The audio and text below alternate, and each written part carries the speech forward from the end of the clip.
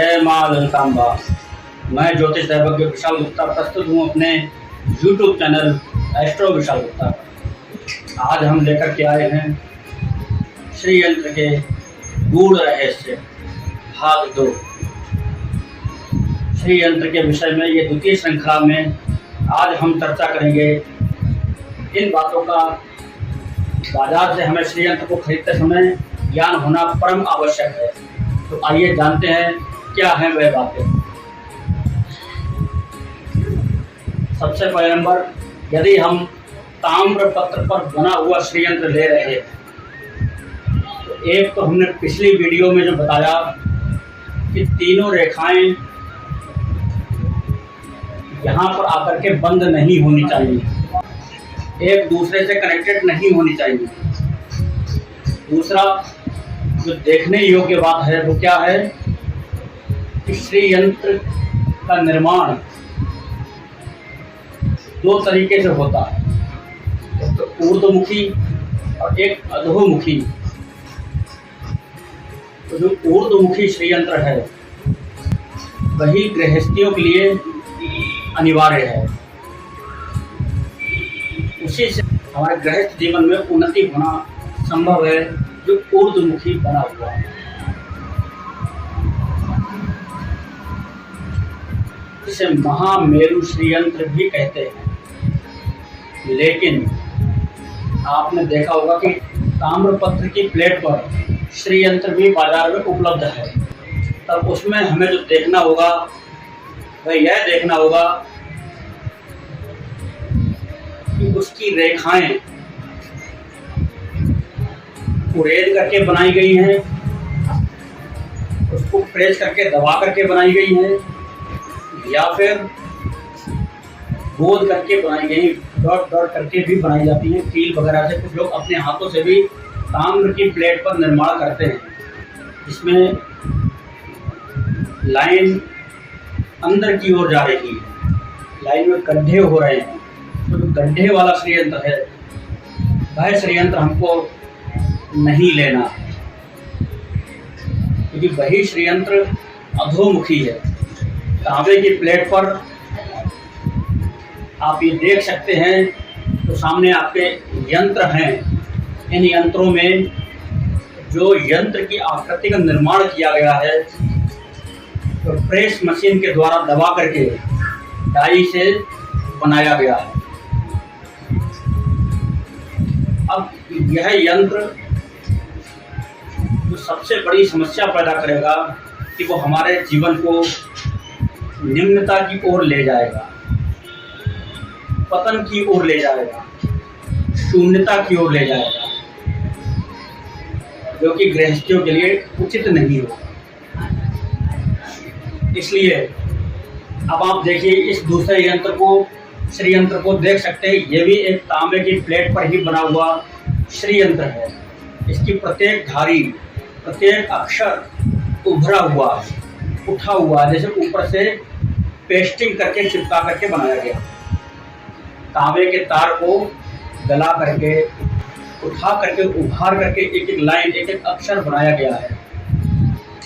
यह यंत्र ताम्र प्लेट पर बना हुआ श्रेष्ठ यंत्र माना जाएगा। बाकी अन्य यंत्र हानिकारक सिद्ध हो सकते हैं। अब बात करते हैं किसी रत्न के द्वारा, चाहे वह यंत्र किसी भी चीज में बना हो, स्वर्ण के पत्र पर बना हो, चांदी के पत्र पर बना हो, तांबे के पत्र पर बना हो, पीतल के पत्र पर बना हो, अष्ट धातु या पंच धातु या अथवा त्रिधातु के पत्र पर बना हुआ हो। लेकिन शर्त एक ही है कि जो बाहरी तीन रेखाएं हैं ये कटी ना हो और आपस में एक दूसरे से ज्वाइंट नहीं होनी चाहिए।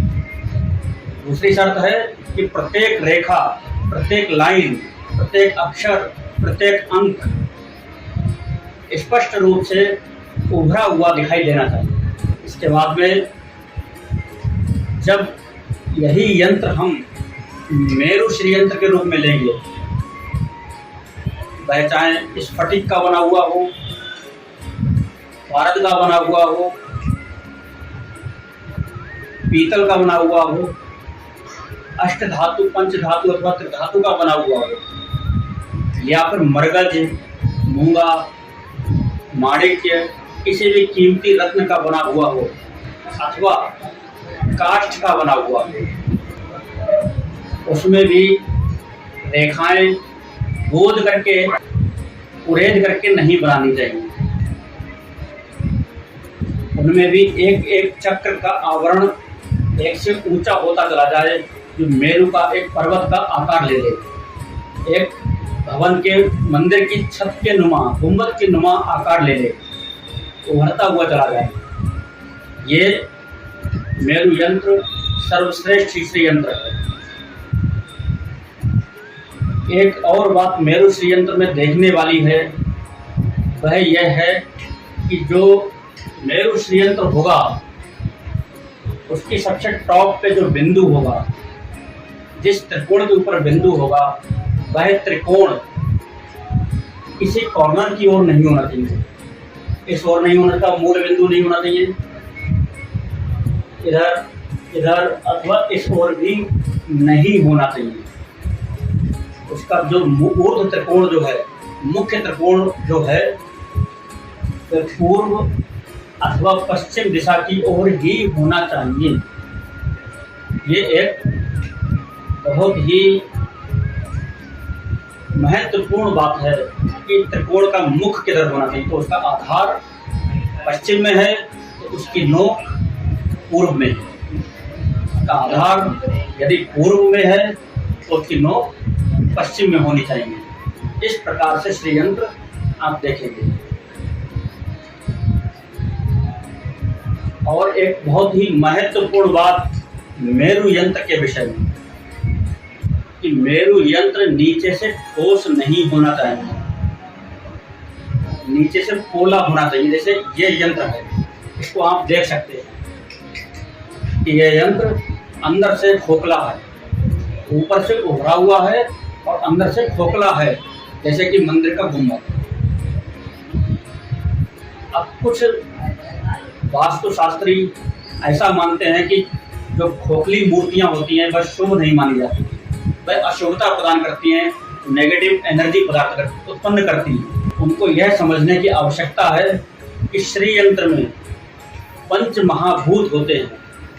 जैसे हमने बताए थे, ये पृथ्वी तत्व, वायु तत्व, ये अग्नि तत्व, ये जल तत्व और ये अंतरिक्ष तत्व। तो अंतरिक्ष तत्व का अर्थ है स्पेस, खुला हुआ स्थान। तो वह ठोस में आप कहाँ से लाएंगे? इसलिए नीचे उसमें स्पेस होना अति अनिवार्य है। क्योंकि यदि आप यह देखें कि ये भगवती के भवन का नक्शा है, या उनके नगर का नक्शा है, या उनके रथ का नक्शा है, तो क्या भगवती इसके छत के ऊपर विराजमान होंगी? नहीं, उसके भीतर विराजमान होंगी, जो कि टॉप पर होगा। ये जैसे इस हिसाब से समझें आप, जैसे किसी अच्छे से 5 स्टार होटल के अंदर बहुत सारे कमरे बने हुए होते हैं, कई कई मंजिल बने होते हैं। तो जितने ये नव आवरण जो है, 9 के 9 आवरण जो हैं, इसकी मंजिलें हैं। तो सबसे टॉप मंजिल के ऊपर जो है भगवती अपने रूम में, अपने गर्भगृह में विद्यमान। ये चीज भी आपको समझने के लिए बहुत ही महत्वपूर्ण है श्री यंत्र के विषय में, कि श्री यंत्र ठोस नहीं होना चाहिए नीचे से, चाहे वो स्फटिक का हो, चाहे वो किसी धातु का हो, अथवा महामेरु यंत्र हो। अब श्री यंत्र में और मेरु श्री यंत्र में अंतर भी समझ लें कि दोनों में अंतर क्या है। ये जो आप देख रहे हैं, जो दीवार पे बना हुआ है, अथवा जो ताम्र पत्र की प्लेट पर श्री यंत्र बना हुआ है, वह है केवल नक्शा, इसका ड्राइंग। जो मेरु श्री यंत्र है, वह भवन का निर्माण है, वह उस नक्शे की बिल्डिंग है जिसका हमने ये चित्र बनाया हुआ है। तो यह चित्र रूप में है, ये एक डायग्राम के रूप में प्रस्तुत है। यह श्री यंत्र सिर्फ और सिर्फ भगवती के भवन के अंदर प्रवेश करने का एक नक्शा मात्र है, लेकिन भवन तो मेरु श्रीयंत्र ही है, जो कि कितनी हाइट, कितनी चौड़ाई, कितनी लंबाई के हिसाब से बनाया है।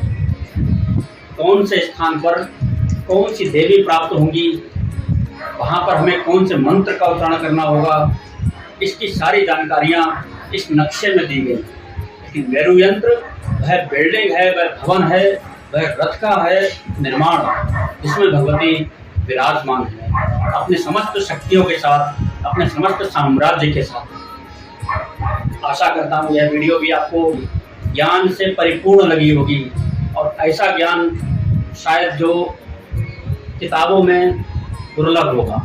यह एक अनुभव का विषय है और इसीलिए अनुभव ही श्रेष्ठ माना गया। तो आपने जाना कि श्री यंत्र के अंदर क्या क्या विशेषताएं होनी चाहिए, क्या क्या कमियां हो सकती हैं, क्या क्या समस्याएं आ सकती हैं।